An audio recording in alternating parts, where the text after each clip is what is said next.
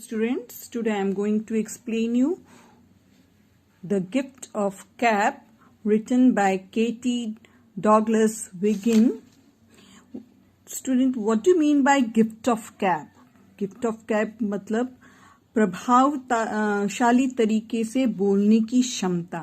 प्रभावशाली यानी आपकी बात सुनकर कोई एकदम से इम्प्रेस हो जाए, उसे हम बोलते हैं gift of cap. This story is written by Katie Douglas Wiggin. He was an American educator and author of several children's stories. She led the kindergarten education movement in United States and headed a free kindergarten service in the country. Katie Douglas Wiggin एक American educator और author हैं जिन्होंने काफ़ी बच्चों की कहानियाँ लिखी हैं. उन्होंने किंडरगार्टन यानी बच्चों की play group kindergarten movement United States में शुरू किया था. Rebecca of Sunnybrook Farm, जिससे ये कहानी ली गई है, is a children classic published in 1903, जो कि चिल्ड्रन क्लासिक है जिसका जो पब्लिश्ड हुई थी 1903 में. Other children work by Kate Wiggin include the story of Patsy, the birds' Christmas carol, Timothy quest and Suzanne and Sue. ये उनकी बाकी की कई कहानियां हैं. Let's start with the story children. So far the story is after her father's death, 10 years old Rebecca leaves her family and beloved Sunnybrook farm to live in the town of River Brew with her aunts.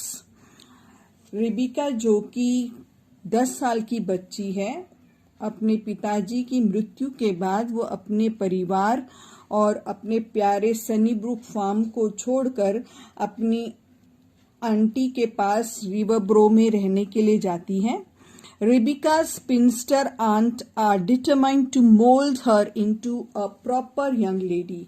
Rebecca की aunt जो है वो एक कातने वाली यानी कि cotton जैसे धागे बनाती है, स्पिंस्टर है, और वो यह चाहती थी कि वो अपनी नीस को इस तरीके से ढाले ताकि वो एक सुंदर युवती के रूप में बन सके. But the lively Rebecca soon turns the lives of her aunts and that of the entire town upside down.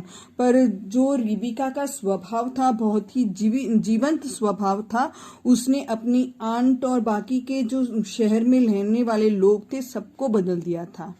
Her vivid imagination, love of life, loyalty and generosity wins the heart of all the people she meet. उसका रहने का जो तरीका था, उसकी कल्पना करने का जो तरीका था, सुस्पष्ट कल्पना करती थी.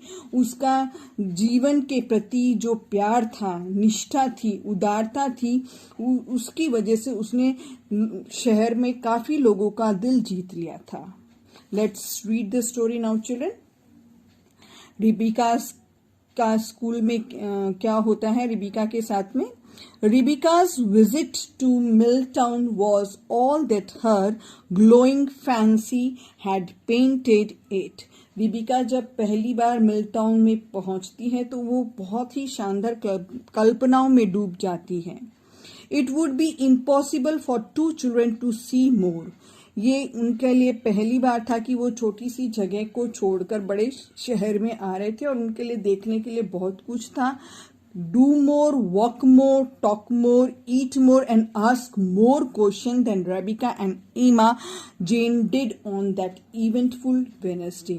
Eventful यानी घटनापूर्ण बुधवार का दिन था जब वो लोग खूब देखते हैं, बहुत कुछ करते हैं, बहुत बातें करते हैं, बहुत चलते भी हैं और खूब खाते हैं और खूब ही प्रश्न पूछते हैं. Rebecca's the best company I have ever seen in all my life. said Mrs. Cobb to her husband that evening. Mrs. Cobb जो है अपने पति से कहती हैं उस दिन शाम को कि रिबिका जैसी कंपनी उसने पहले कभी नहीं देखी थी अपनी जिंदगी में. We haven't had a dull minute this day. हमने एक मिनट भी सुस्ती का नहीं बिताया आज के दिन में. She is well mannered too, उसमें काफी मैनर्स हैं. She didn't ask for anything, वो कोई चीज नहीं मांगती है. And was thankful for whatever she got, और वो भगवान को उन सब चीजों के लिए धन्यवाद देती है कि जो भी उसके पास है बहुत है. Did you watch her face when we went into that tent where they were acting out Uncle Tom's cabin? क्या आपने उसका चेहरा देखा था जब हम उस टेंट में गए थे जब वो अंकल टॉम्स के कैबिन में एक्टिंग कर रहे थे? And did you take notice of the way she told us about the book when we sat down to have our ice cream? जब हम बैठकर आइसक्रीम खा रहे थे तब आपने ये नोटिस किया कि वो किस तरीके से बुक के बारे में हमें बता रही थी. I tell you Harriet Beecher Stowe herself couldn't have done it better justice. मैं बता रही हूँ कि हैरिट बीचर स्टोव जो है उसने भी इतने अच्छे से कभी बात नहीं की होगी. I took it all in, responded Mr. Cobb. Mr. Cobb, मैंने ये सब देखा. Who was pleased that mother agreed with him about Rebecca. वो भी ये बात सुनकर प्लीज्ड हो जाते हैं कि उनकी मदर ने उनको बहुत ही अच्छा सिखाया है. I am sure that she is going to turn out something remarkable, a singer or a writer or a lady doctor. मुझे पक्का भरोसा है कि ये जो लड़की है वो उत्कृष्ट लेडी के रूप में कुछ न कुछ अच्छा करके दिखाएगी. या तो कोई सिंगर बनेगी या कोई राइटर बनेगी या लेडी डॉक्टर बनेगी. I can't see Rebecca as a doctor somehow, mused Mrs. Cobb. Mrs Cobb जो है कुछ विचार करके बोलती है, मैं रिबिका को डॉक्टर के रूप में नहीं देख रही हूँ. Her gift of cab is what going to be the making of her.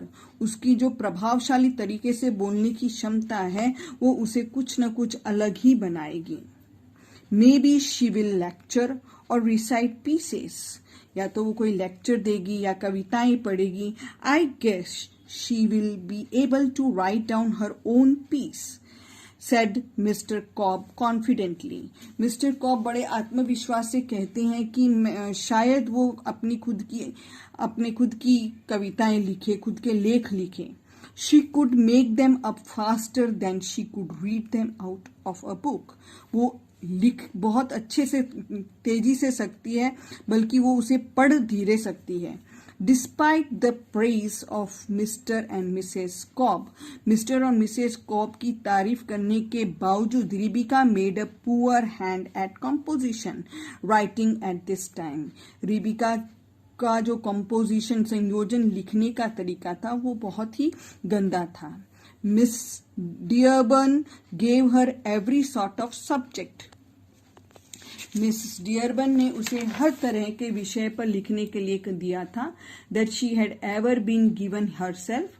Cloud pictures किसे कहते हैं? बादल चित्रों को. नेचर, प्रकृति के बारे में.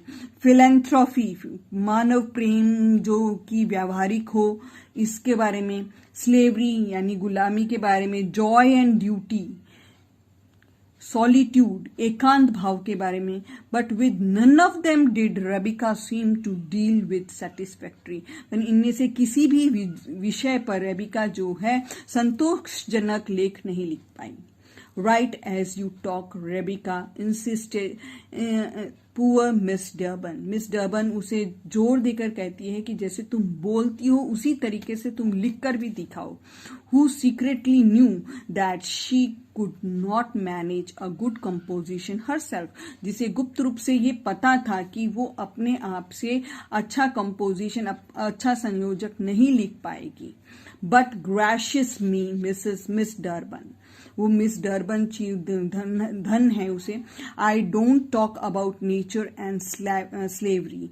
वो धन्यवाद देते हुए कहती है कि मैं प्रकृति और गुलामी के बारे में कभी बातें ही नहीं करती हूँ तो मैं कैसे लिख के बताऊँ? I can't write unless I have something to say, can I? मेरे पास जब तक कुछ बोलने के लिए नहीं होगा तो मैं लिखूंगी क्या?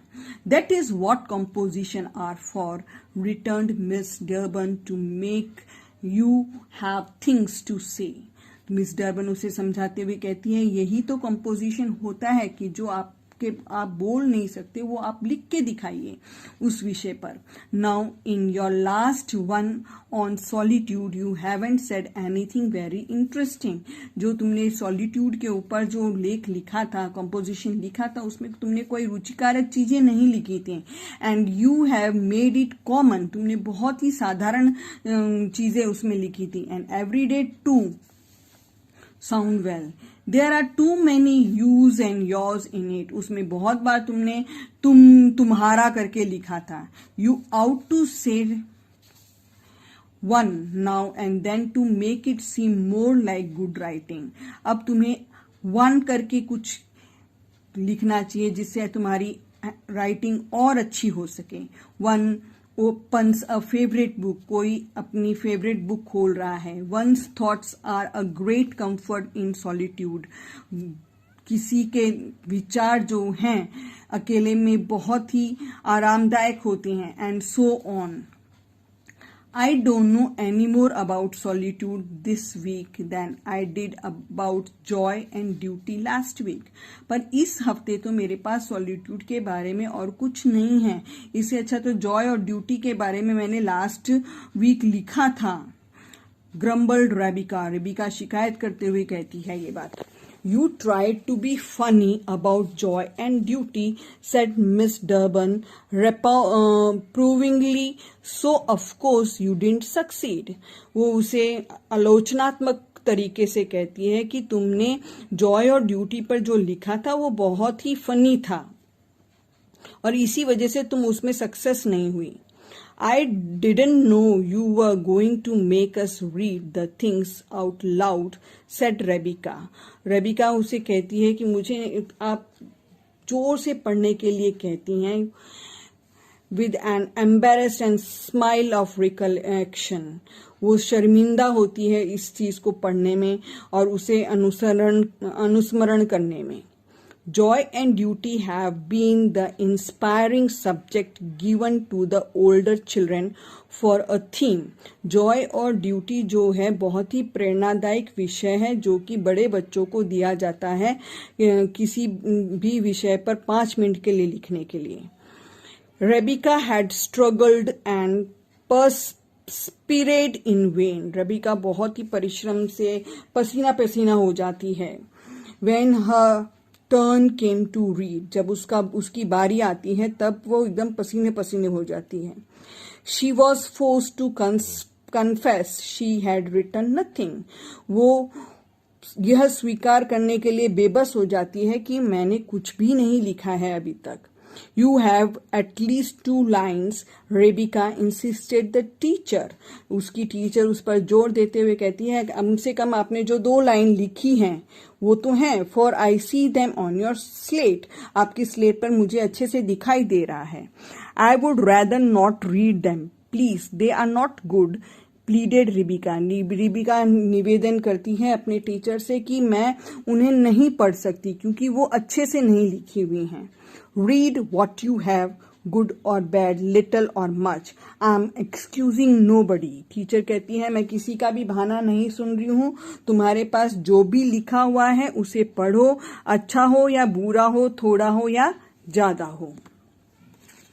Rebekah Rose, overcome with secret laughter and mortification, then in a low voice she read the couplet. Rebekah जब खड़ी होती है तो वो अपनी हंसी दबाते हुए या अपनी मानहानि सोचते हुए जो उसने 2 लाइन लिखी थी, पंक्तियों के समूह को लिखा था, वो पढ़ती है। When joy and duty clash, let duty go to smash. Dick Carter's had disappeared under the desk. Dick Carter जो है ये सुनकर अपना चेहरा जो है वो डेस्क में छुपा लेता है। While leaving पार्किंस choked with laughter, leaving पार्किंस जो है वो अपना मुंह दबाकर हंसता है, बंद हंसी हंसता है। Miss Dearborn laughed too, Miss Dearborn भी खूब हंसती है। She was little more than a girl, वो बहुत ही छोटी लड़की थी। And the training of the young idea seldom appealed to the sense of humour, और जो ट्रेनिंग वो उसे देने चाहती थी कभी कभी ऐसी अपील होती है जो कि हास्यवृत्ति या हंसने का मूवमेंट बन जाती है। You must stay after school and try again, Rebecca, she said, but she said it smilingly. वो हम मुस्कुराते हुए रिबिका से कहती है कि स्कूल के बाद तुम्हें यहाँ रुककर दोबारा से लिखने की कोशिश करनी है। Your poetry hasn't very nice idea in it for good little girl who out to love duty. वो उसे समझाते हुए कहती है कि तुम्हारी कविता में कोई खास आइडियाज नहीं है, विचार नहीं है, जबकि तुम बहुत ही अच्छी लड़की हो जिसे ड्यूटी करना बहुत अच्छा लगता है। It wasn't my idea, said Rebecca apologetically. Rebekah जो है क्षमा मांगते हुए कहती है कि ये मेरी आइडिया नहीं है। I had only made the first line when I saw you were going to ring the bell and say the time was up. ये पहली लाइन मैंने इसीलिए लिखी थी ताकि मुझे आप ये कहो कि घंटी बजने वाली है और समय खत्म हो गया है। I had clash written and I couldn't think of anything but hash or rash or smash. I will change it to this.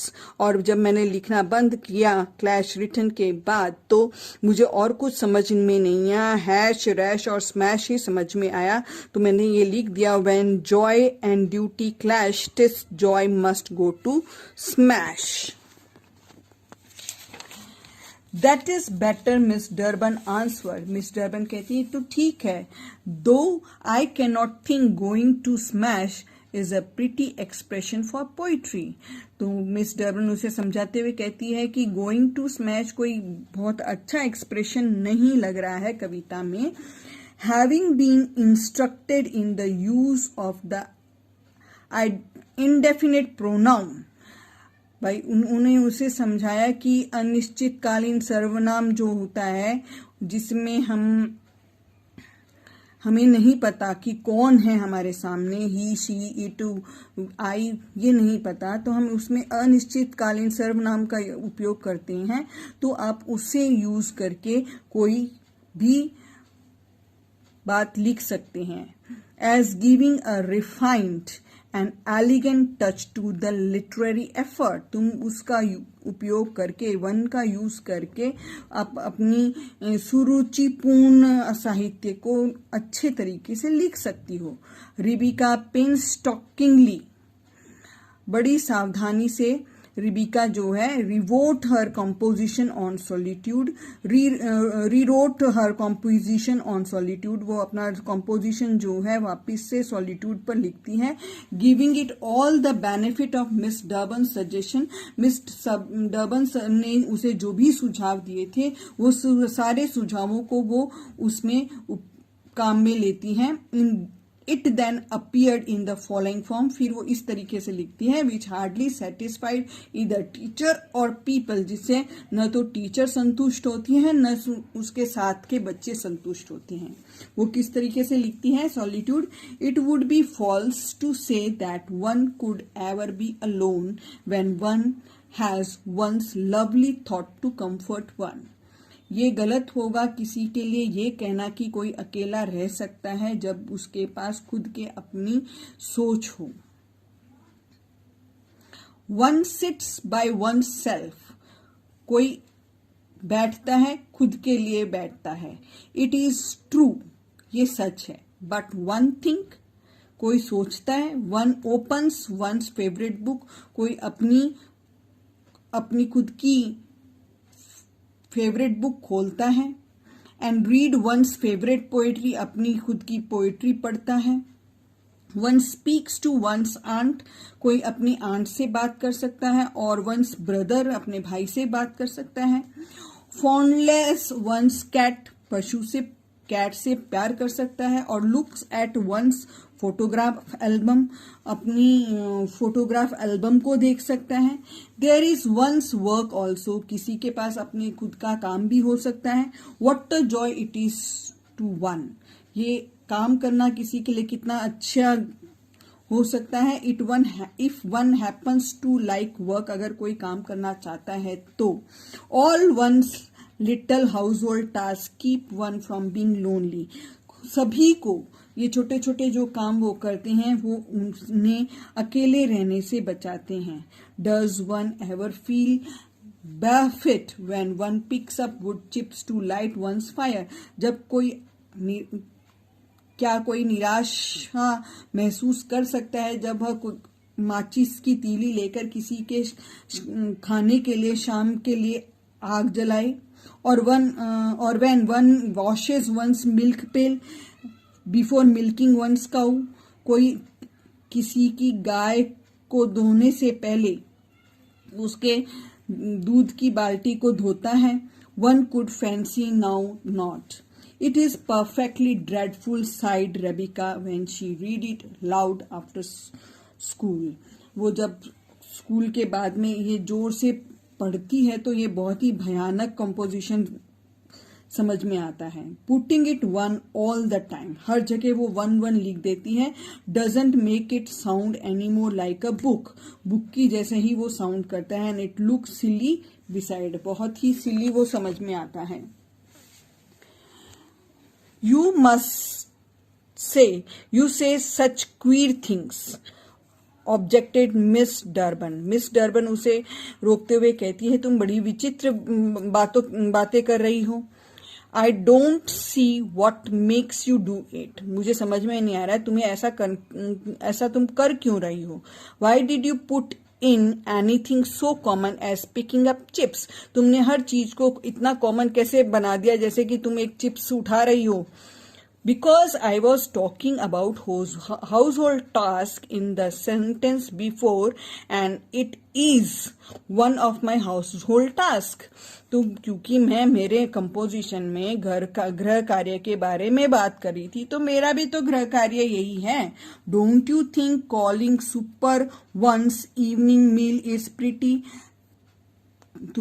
आपको नहीं लगता है कि किसी को शाम के खाने के मील के लिए बारे में बात करना अच्छी बात है। And isn't barefoot a nice word, barefoot भी एक अच्छा ही शब्द है।